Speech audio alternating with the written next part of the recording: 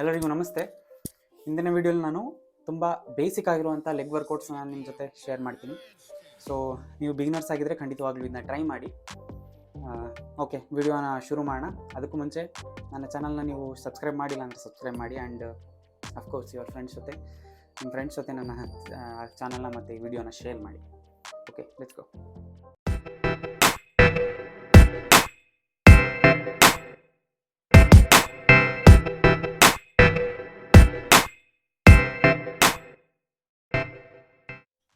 ನಮ್ಮ ಮೊದಲನೇ workout squats.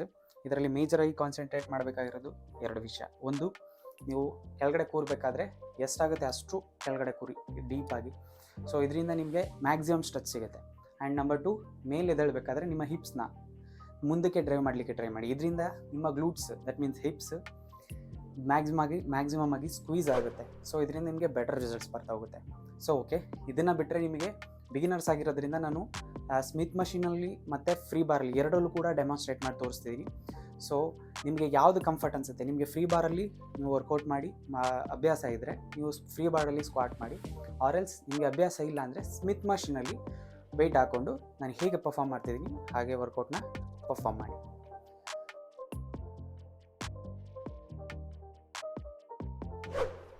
ನಮ್ಮ ಸೆಕೆಂಡ್ ವರ್ಕೌಟು ಲೆಗ್ ಪ್ರೆಸ್ಸಲ್ಲಿ ಮೇಜರಾಗಿ ಕಾನ್ಸಂಟ್ರೇಟ್ ಮಾಡಬೇಕಾಗಿರೋದಂದರೆ ನಿಮ್ಮ ಹ್ಯಾಂಡ್ ಗ್ರಿಪ್ಸ್.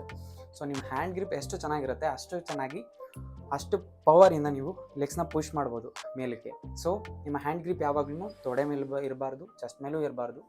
ಯಾವಾಗ್ಲೂ ಲಾಕಿಂಗ್ ಬಾರ್ಸ್ ಇರುತ್ತಲ್ಲ ಅದನ್ನ ಹಿಡ್ಕೊಂಡು ಗ್ರಿಪ್ಪಾಗಿ ನೀವು ಲೆಗ್ಸ್ನ ಪುಷ್ ಮಾಡಬೇಕು. ಸೊ ಇದು ನಂಬರ್ 1 ಆಯಿತು. ನಂಬರ್ 2 ಏನಂದರೆ, ನೀವು ವೆಯ್ಟ್ನ ಕೆಳಗಡೆ ಇಳಿಸ್ಬೇಕಾದ್ರೆ as much as you can ನಿಮ್ಮ ಒಂದು ಥೈಸ್ನ ಎದೆ ತನಕ ಫುಲ್ಲು ಕೆಳಗಡೆ ಇಳಿಸ್ಲಿಕ್ಕೆ ಟ್ರೈ ಮಾಡಿ. ಇದರಿಂದ ನಿಮಗೆ ಮ್ಯಾಕ್ಸಿಮಮ್ ಸ್ಟ್ರೆಚ್ ಸಿಗುತ್ತೆ. ಓಕೆನಾ? ಇದನ್ನೆಲ್ಲ ಕಾನ್ಸಂಟ್ರೇಟ್ ಮಾಡಿ ನಾನು ಹೇಗೆ ಮಾಡ್ತಿದ್ದೀನಿ ವರ್ಕೌಟ್ನ ಅದನ್ನ ನೋಡಿ ಹಾಗೆ ಪರ್ಫಾರ್ಮ್ ಮಾಡಿ. ಸೊ ಇದು ಸಹ ಅಷ್ಟೇ, 4 ಸೆಟ್ಸ್ ಮಾಡೋಣ. 4 ಸೆಟ್ಸ್ ಆಫ್ 14 ಮಾಡೋಣ. Okay, in between sets 60 or 70 seconds of rest ತಗೋಣ.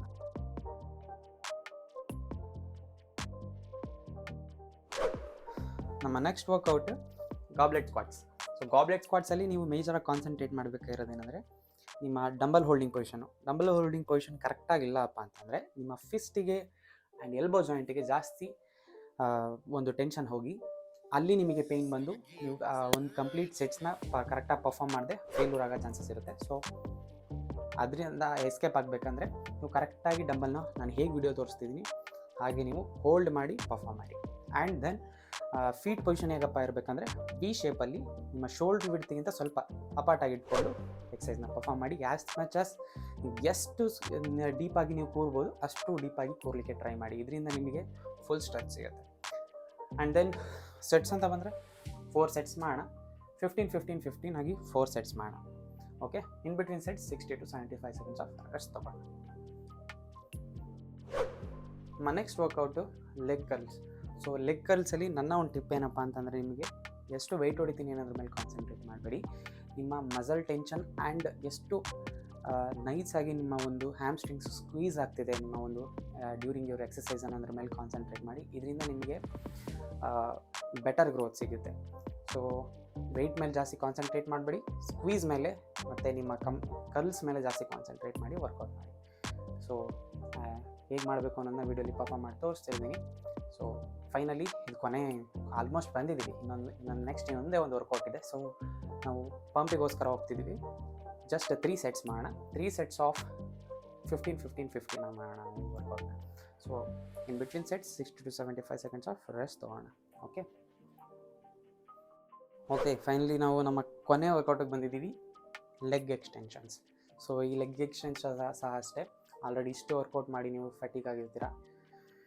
ಸೊ ಎಷ್ಟು ವೆಯ್ಟ್ ನಿಮಗೆ ಹಾಕಿ ವರ್ಕೌಟ್ ಮಾಡಲಿಕ್ಕಾಗಲ್ಲ, but keep in mind as much as you can. ನಿಮ್ಗೆ ಎಷ್ಟಾಗುತ್ತೆ ಅಷ್ಟು ವರ್ಕೌಟು ವಿತ್ ಪ್ರಾಪರ್ ಫಾರ್ಮ್ ಬರಬೇಕು. ಆ ಥರ ನೀವು ಈ ವರ್ಕೌಟ್ನ ಪರ್ಫಾರ್ಮ್ ಮಾಡಬೇಕು. 3 ಸೆಟ್ಸ್ ಮಾಡಬೇಕು.